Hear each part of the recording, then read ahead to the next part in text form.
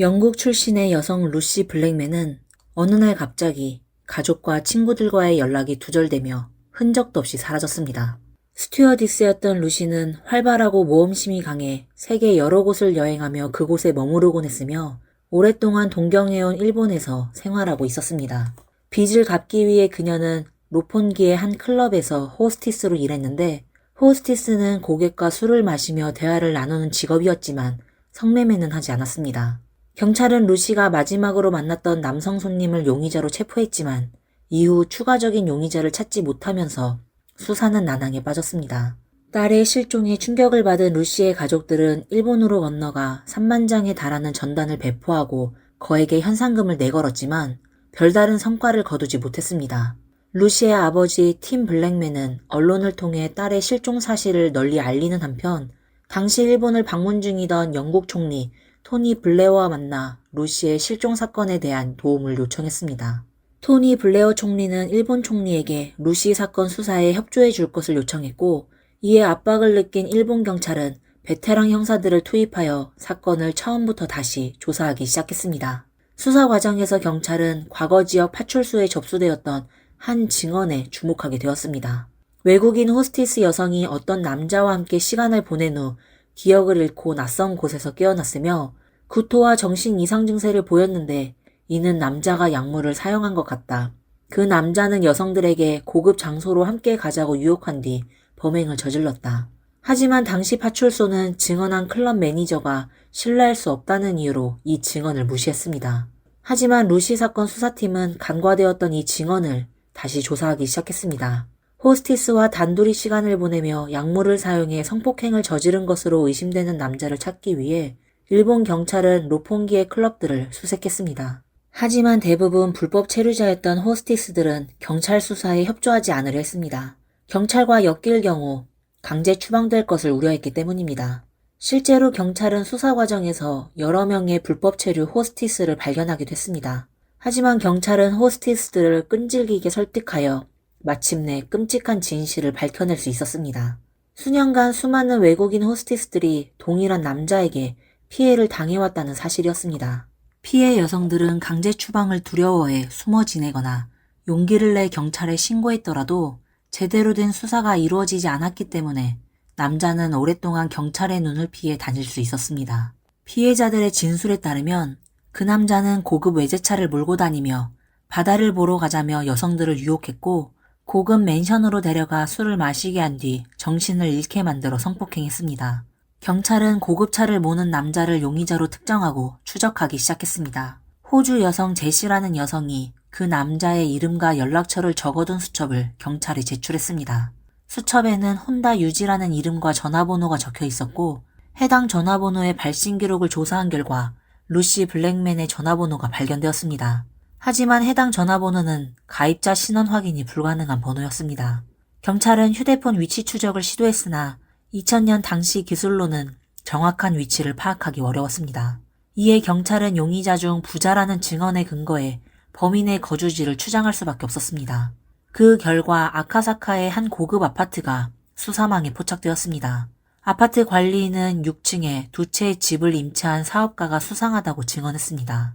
그는 회사 이름이 플랜트 오리하라라고 했으며 관리인과 마주칠 때마다 고개를 숙이고 지나가는 등 항상 무언가를 숨기는 듯한 태도를 보였다고 했습니다.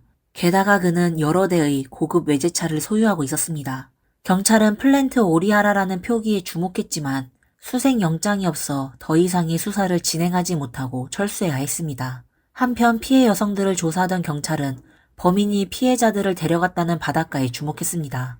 피해자들은 남자의 차를 타고 바닷가에 있는 한 리조트로 갔다고 증언했고, 리조트에는 열대 식물인 야자수가 있었다고 했습니다. 도쿄 근처에서 야자수를 볼 수 있는 곳은 도쿄 남쪽 1시간 거리에 있는 즈시 마리나 리조트 뿐이었습니다. 경찰은 피해자들과 함께 즈시 마리나로 갔고, 피해자들은 그곳이 범인과 함께 갔던 리조트가 맞다고 확인했습니다. 경찰은 루시가 7월 1일 한 남자와 함께 식당에 방문했다는 증언을 확보하면서 즈시 마리나를 루시의 사건 현장으로 확신했습니다. 경찰은 범인이 즈시 마리나의 콘도를 소유하고 있을 것이라고 추정하고 소유자 리스트를 확인하던 중 오바라 조지라는 이름을 발견했습니다. 오바라는 한국식 한자로 직원이라고 읽히지만 일본에서는 같은 한자를 여러 가지 발음으로 읽을 수 있어 오리하라라고 읽을 수도 있습니다. 경찰은 이전 수사에서 찾았던 플랜트 오리하라의 이름과 오바라라는 이름이 관련되어 있다고 판단하고 오바라에 대한 수사를 시작했습니다. 오바라 조지는 과거 여자 화장실 불법 촬영 혐의로 체포된 전력이 있었고 경찰은 피해자들에게 오바라의 사진을 보여주자 모두 망설임 없이 그를 범인으로 지목했습니다. 경찰은 증거를 확보하여 오바라를 성범죄 혐의로 체포했지만 오바라는 모든 혐의를 부인하며 루시 블랙맨을 모른다고 주장했습니다. 경찰은 오바라의 즈시마리나 객실, 플랜트 오리아라 회사, 그리고 그의 사유지들을 압수수색하여 수천 편에 달하는 포르노 및 성관계 비디오를 발견했습니다. 400편의 비디오에 등장한 여성들은 모두 의식을 잃은 채 오바라에게 몹쓸 짓을 당하고 있었으며 그중 250여 명이 외국 여성이었습니다. 하지만 루시의 영상은 찾을 수 없었습니다. 오바라가 의도적으로 루시의 영상을 없앤 것입니다. 경찰은 400편의 비디오를 분석하던 중 생명이 위독해 보이는 한 여성을 발견했습니다. 오바라는 클로로포름이라는 마취제를 사용했는데 이 약물은 잘못 사용할 경우 간에 치명적인 손상을 줄 수 있습니다. 영상 속 여성의 이름은 카리타 리즈웨이였습니다. 경찰이 그녀의 행적을 추적한 결과 카리타는 2000년에 이미 사망한 상태였습니다. 병원에 따르면 의식을 잃은 카리타를 병원에 데려온 남자가 그녀가 식중독에 걸렸다고 말했지만 병원에서 손 쓸 틈도 없이 카리타는 사망했습니다. 카리타의 상태에 의구심을 느꼈지만 경찰은 수사를 진행하지 않았고 부검도 실시하지 않았습니다. 다행히 카리타의 가족들은 그녀의 간 샘플을 보관하고 있었으며 오바라가 카리타에게 범행을 저지른 영상이 남아있었기 때문에 경찰은 오바라를 카리타 리즈웨이 납치 및 상해 혐의로 구속할 수 있었습니다. 오바라 조지는 1952년 한국인 부모 사이에서 태어나 김성종이라는 한국 이름으로 살았지만 일본 명문대를 졸업한 후 일본 국적을 취득하고 이름을 오바라 조지로 바꾸었습니다. 파친코 사업으로 막대한 부를 축적한 아버지 덕분에 그는 어릴 때부터 부유하게 살았으며 그 후 여성들을 상대로 끔찍한 범죄를 저지르기 시작했습니다. 카리타 리즈웨이를 포함한 여러 명의 피해자에 대한 증거가 나오자 오바라는 일부 혐의를 인정했지만 루시 블랙맨에 대해서는 끝까지 부인했습니다. 루시의 시신이 발견된다면 모든 것을 끝낼 수 있었지만 오바라의 부동산 어디에서도 루시는 발견되지 않았습니다. 이에 경찰은 오바라의 영수증을 분석해 그의 하루 일과를 재구성했고 오바라가 7월 1일 루시를 데리고 즈시 마리나에 간 후 7월 2일 장갑, 톱 등을 구매한 뒤 자신이 소유한 다른 아파트로 이동했다는 것을 밝혀냈습니다. 7월 4일에는 오바라의 집에서 시끄러운 소리가 났다는 민원이 접수되었습니다. 경찰은 오바라가 루시를 살해한 후 다른 아파트로 옮겨 시신을 처리했을 것이라고 판단했고 마침내 루시가 실종된 지 7개월 만에 해변 동굴에서 토막난 루시의 시신을 발견했습니다. 2003년 오바라는 피해자들에 대한 혐의로 기소되었고 카리타 리즈웨이 상해치사죄 그리고 루시 블랙맨 상해치사죄를 제외한 나머지 혐의에 대해 유죄 판결을 받아 무기징역을 선고받았습니다. 하지만 루시 블랙맨 상해치사죄는 증거 부족으로 무죄 판결을 받았습니다. 루시의 시신이 부패되어 사인을 밝힐 수 없었고 오바라가 루시에게 직접적인 위해를 가했다는 증거가 부족했기 때문입니다. 사건으로 인해 루시 블랙맨의 가족들은 큰 고통을 겪었으며 루시의 여동생 소피 블랙맨은 자살 시도를 하기도 했습니다. 루시의 부모는 보상금을 받을지 여부를 두고 갈등을 겪었습니다. 오바라는 판결에 영향을 미치기 위해 루시의 가족에게 거액의 돈을 주겠다고 제안했지만 루시의 어머니 제인 스티어는 살인자의 돈을 받지 않겠다고 거절했고 아버지인 팀 블랙맨은 돈을 받겠다고 했습니다. 결국 팀은 제인의 반대에도 불구하고 오바라로부터 6억 원에 달하는 돈을 받아 루시의 이름으로 된 신탁 계좌에 넣었습니다. 그 돈은 나중에 원비티 글로벌이라는 기관으로 전달되었고 이 기관은 루시처럼 해외에서 실종된 영국인과 그 가족들을 지원하는 데 사용되었습니다. 검찰의 항소로 2008년 유기죄에 대해 유죄 판결을 받았지만 루시 블랙맨 상해치사죄에 대해서는 여전히 증거 부족으로 무죄를 선고받았습니다. 오바라는 판결에 불복해 상고했지만 결국 감옥에서 죽을 때까지 갇히게 되었습니다. 400명이나 되는 여성들이 정신을 잃은 채 성폭행을 당하고 그중 2명이 살해당한 오바라 조지 사건은 일본 경찰의 무능함을 보여주는 대표적인 사례로 남았습니다. 8년 동안 수많은 피해자가 발생했음에도 불구하고 루시 블랙맨이 실종되기 전까지 사건을 인지조차 하지 못했던 일본 경찰은 국민들의 거센 비판을 받았으며 이 사건은 일본 역사상 최악의 성범죄 사건 중 하나로 기록되었습니다. 오늘의 이야기는 여기까지입니다. 여러분은 이 사건에 대해 어떻게 생각하시나요? 댓글에 여러분의 의견을 마음껏 남겨주시길 바랍니다. 그럼 다음 이야기에서 다시 뵙겠습니다. 감사합니다. 안녕하세요. 여기는 미스터리 수사국입니다. 일반적으로 해를 끼치는 동기는 증오, 재산 분쟁, 거액의 돈 또는 정신 이상 같은 이유에서 기인합니다. 하지만 명확한 동기가 없는 해치는 행위가 있습니다. 범행 수법은 비슷하지만 피해자들 간에는 아무런 연관성이 없는 경우도 있죠. 우리는 보통 이러한 무차별적인 살인 행위를 정신 이상에 의한 연쇄 살인 사건이라고 부릅니다. 경찰이 신속하게 수사에 착수했음에도 불구하고 사건들 사이에 뚜렷한 연관점이 없어서 연쇄 살인 사건은 계속해서 발생합니다. 게다가 이 사건들이 동일인의 소행이라고 보기에는 어려웠습니다. 왜냐하면 사건들의 범행 방식이 크게 달랐기 때문이죠. 어떤 사건은 주로 실내에서 발생했고 또 다른 사건은 주로 거리에서 발생했습니다. 범행 도구 또한 한쪽은 둔기를 사용했고 다른 쪽은 칼을 사용했습니다. 게다가 대상이 되는 피해자군도 완전히 달랐습니다. 나이가 많거나 부유한 계층이었고 또 다른 한쪽은 평범한 여성들이었습니다. 한 사람이 완전히 다른 방식으로 범죄를 저지를 수 있을까요? 답은 아니요입니다. 당시 한국에서는 실제로 2명의 연쇄살인범이 동시에 활동하고 있었습니다. 그중 한 명은 우리가 잘 아는 유영철이었고 다른 한 명은 그의 활동 시기와 약 6개월 겹친 2호선 해치마라 불린 정남규였습니다. 정남규는 유영철 사건으로 인해 대중적인 충격과 보도 열풍 그리고 이후 등장한 강호순 사건 등으로 인해 상대적으로 덜 주목받았지만 그의 사건은 결코 잊혀져서는 안 되는 사건입니다. 2004년 1월 장소는 경기도 부천이었습니다. 당시 2명의 초등학생이 집 앞 놀이터에서 공을 차며 놀고 있었습니다. 시간이 밤 9시였지만 놀이터는 집 바로 앞에 있었고 아이들의 아버지가 때때로 담배를 피우러 나와 그들을 보곤 했기 때문에 일상적인 하루였습니다. 하지만 그날의 일상은 무참히 깨졌습니다. 정남규는 2 아이에게 접근했고 어떻게 접근했는지는 알려지지 않았지만 짧은 시간 안에 아이들은 사라지고 말았습니다. 집 앞 놀이터가 순식간에 텅 비어버린 겁니다.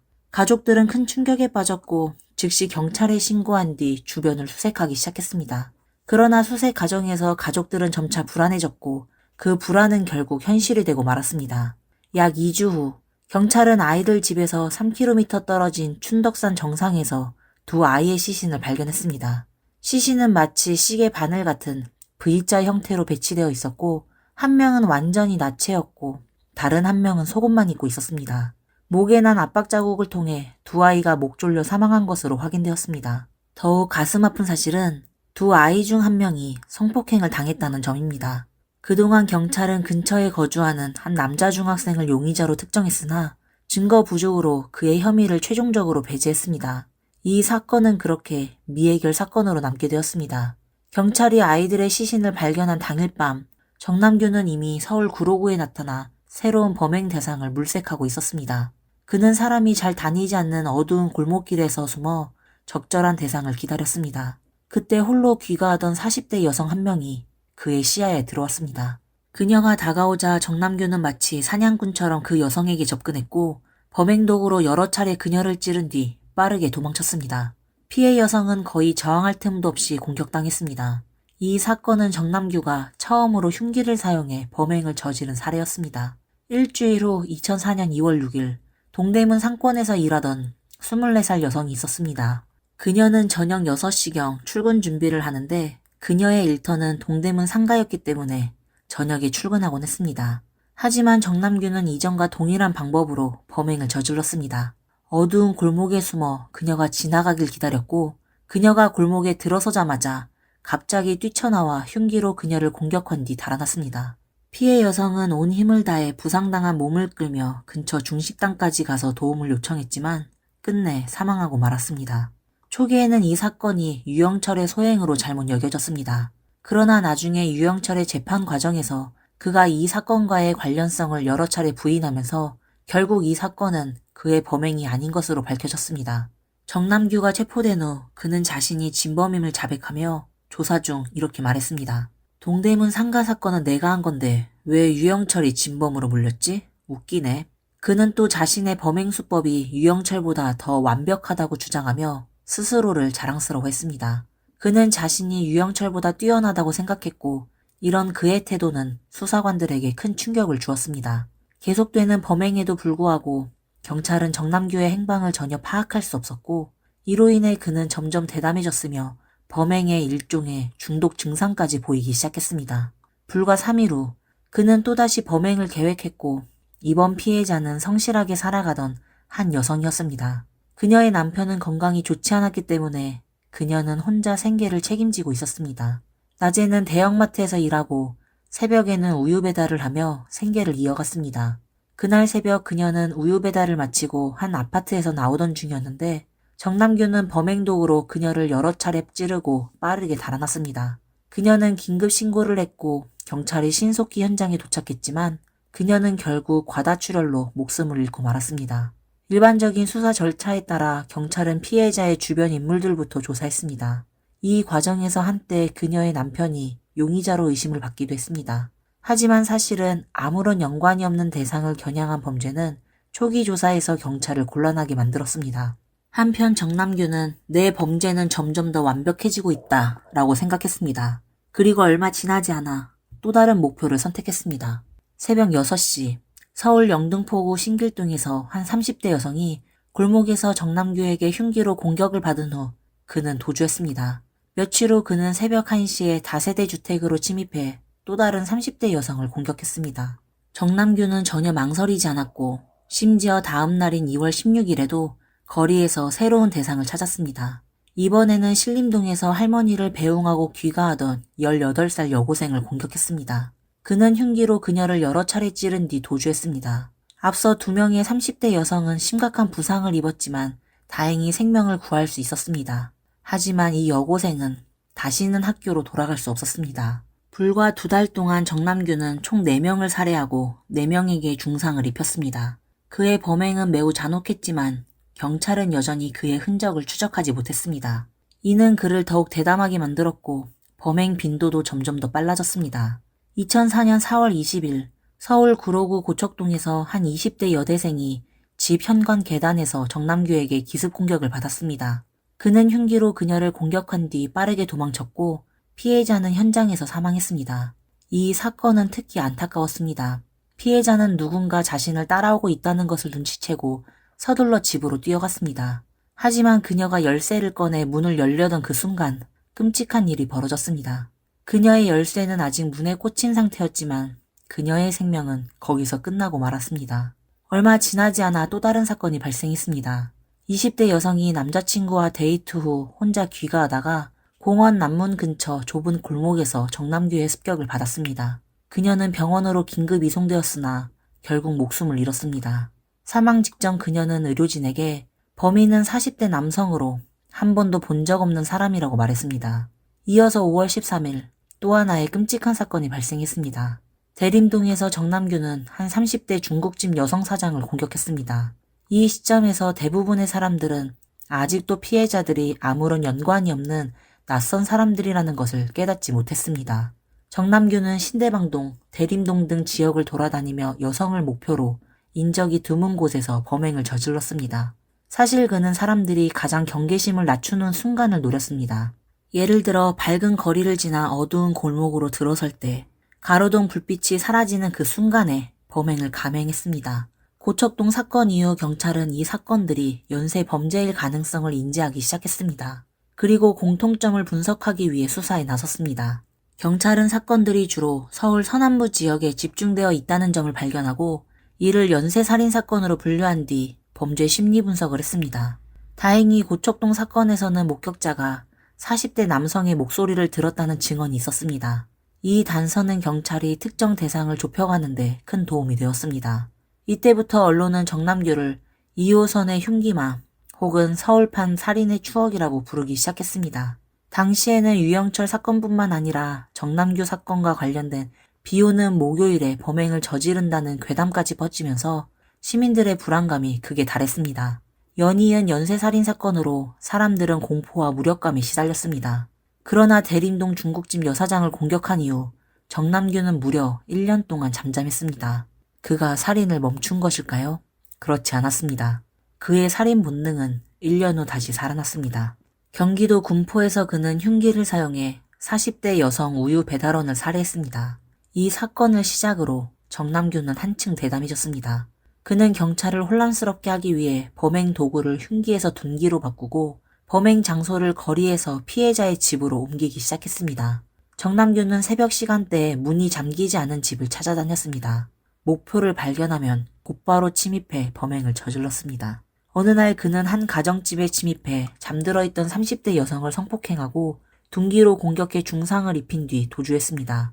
또 다른 날에는 30대 여성 2명이 잠들어 있는 집에 침입해 둔기로 공격해 중상을 입힌 뒤 도주했습니다.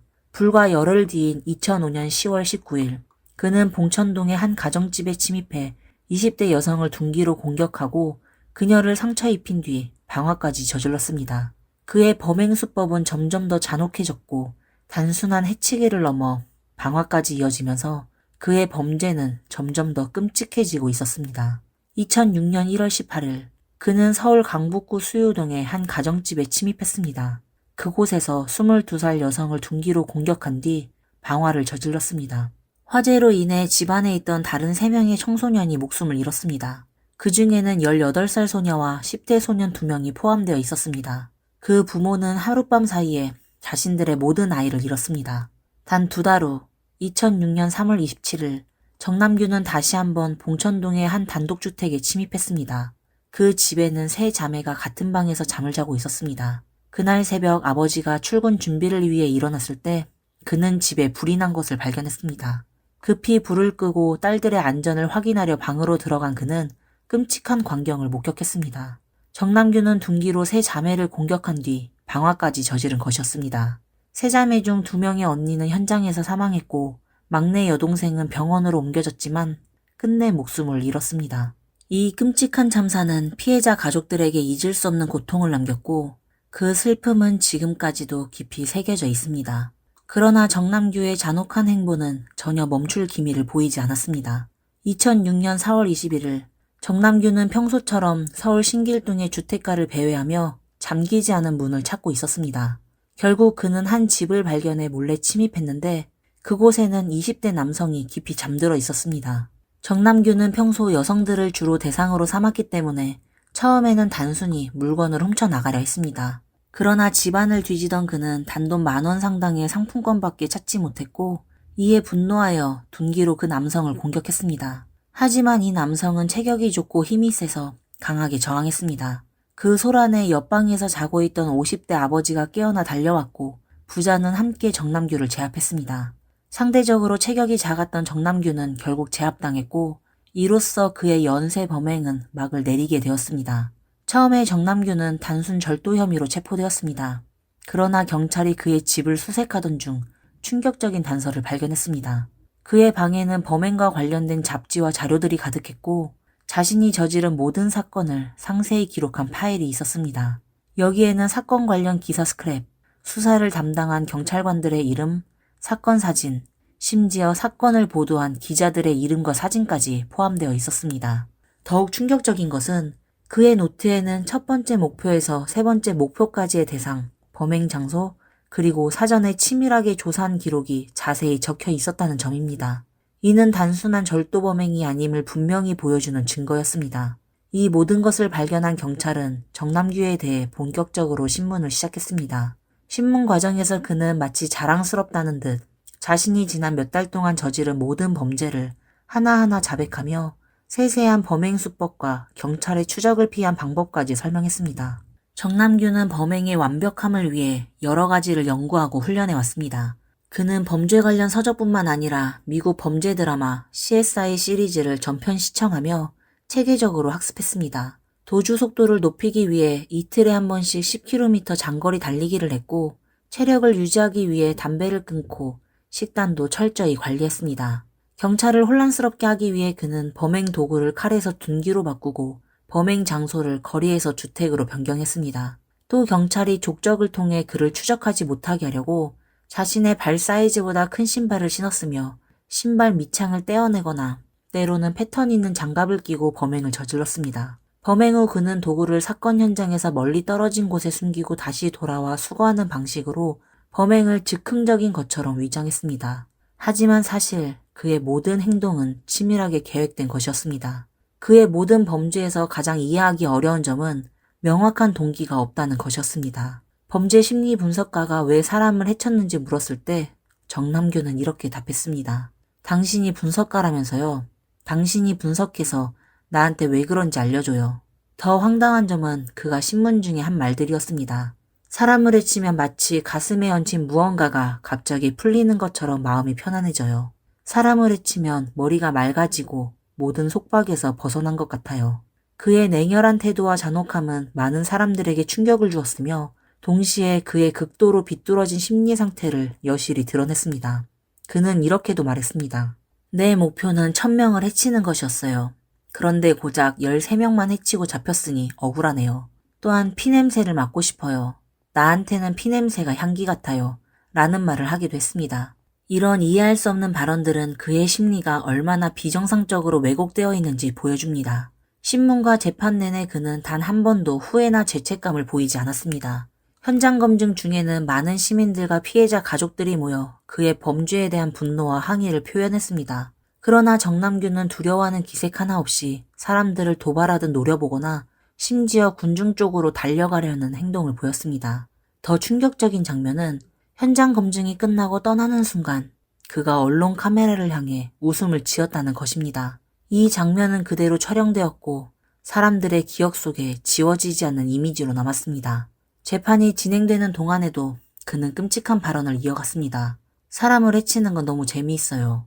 담배를 끊을 순 있지만 사람 해치는 건 끊을 수 없어요. 심지어 그는 법원에 이렇게 요구하기도 했습니다. 빨리 사형을 집행해주세요. 사람을 못 해치니까 너무 답답하잖아요. 법정에서 이런 그의 말을 들은 피해자 가족들은 그 어떤 위로도 받을 수 없었습니다. 오히려 분노와 고통만이 더 커진 것이죠. 정남규는 총 13건의 살인사건과 20건의 미수사건을 저질렀습니다. 그러나 이 미수사건들이 정말로 미수라고 부를 수 있을까요? 그 피해자들이 겪은 심리적 고통, 사회에 대한 두려움, 그리고 다시 일상으로 돌아가기 위해 겪어야 하는 어려움은 말로 표현하기 어려울 정도입니다. 그들이 이런 두려움 속에서 살아간다는 것이 과연 살아가는 것이라고 할 수 있을까요? 2007년 4월, 정남규는 사형을 선고받았습니다. 그는 서울구치소에 독방에 수감되어 있었지만 결국 쓰레기 봉투로 스스로 목을 메어 생을 마감했습니다. 그의 생전의 교만함과 방자함 때문에 그의 자살은 다시 한번 사회적 논란을 불러일으켰습니다. 일부 사람들은 그가 사형 집행을 두려워했기 때문에 스스로 생을 마감했다고 주장했습니다. 또 다른 사람들은 한국의 사형 제도가 오랫동안 집행되지 않을 가능성을 깨닫고 외로움과 두려움 속에서 자살을 선택했다고 추측했습니다. 하지만 일부 범죄 심리학자들은 다른 관점을 제시했습니다. 정남규는 평범한 사람이 아니었습니다. 그는 범죄를 통해 살인의 쾌감을 느꼈고 중독된 후 멈출 수 없었습니다. 하지만 교도소에서 더 이상 살인을 저지를 수 없게 되자 그가 느꼈던 쾌감을 찾기 위해 자신을 해치는 선택을 했다는 것입니다. 정남규의 죽음은 어쩌면 당연하다고 느껴질 수도 있고 약간의 해방감을 줄 수도 있습니다. 그러나 그의 죽음이 피해자 가족들에게 진정한 위로가 될 수 있을까요? 가까운 사람을 잃은 이들에게 고통은 영원히 사라지지 않을 것입니다. 유영철과 같은 시대를 살았지만 상대적으로 잘 알려져 있지 않았던 연쇄살인마 정남규. 그의 죄악은 결코 잊혀져서는 안 되며 오히려 우리 사회에 경각심을 일깨워야 합니다. 지금까지 연쇄살인마 정남규의 이야기였습니다. 다음에 다뤘으면 하는 사건이 있다면 댓글로 남겨주세요. 그럼 다음에 또 뵙겠습니다. 감사합니다.